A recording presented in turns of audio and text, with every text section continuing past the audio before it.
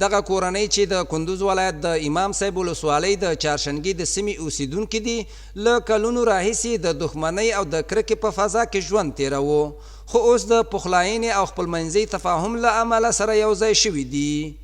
دغه پخلاینه چې د سیمه ییزو چارواکو، دیني عالمانو او قومي مخورو په منځګړیتوب رامنځته شوې ده.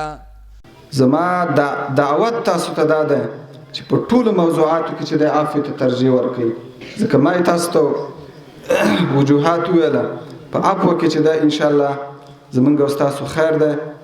هر مؤمن مکلف است که تواس و توانش سعی بکنه که در بین دیگه بیادرایی که یک دشمنی به میان آمده باشه باید صلح بکنه.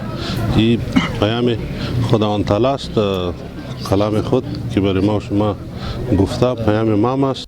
په ورته وخت کې د جګړې ښکېلې خواوې چې د دښمنۍ ترخې خاطرې له ځانه سره لري، دوی د دواړو خواو ترمنځ په بیرته پخلاینې او ورورولۍ خوښي څرګندوي. دوی د اسلامي امارت له حکومت څخه د دې سوله ییزې ناستې د زمینې په برابرولو مننه کوي او وایي چې خپل پاتې ژوند به د سولې او د یو بل منلو په فضا کې تیر کړي.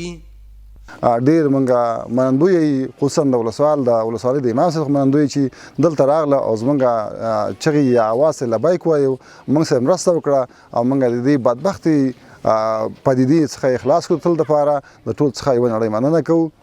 دا قومي شخړه په داسې حال کې په سوله بدله شوې چې د اسلامي امارت مسؤلینو تل په هیواد کې د خلکو ترمنځ د شخصي دښمنیو په پای ته رسولو ټینګار کړی و او تل یې د خلکو ترمنځ د سولې او د یو بل د منلو فضا رامنځته کړې ده.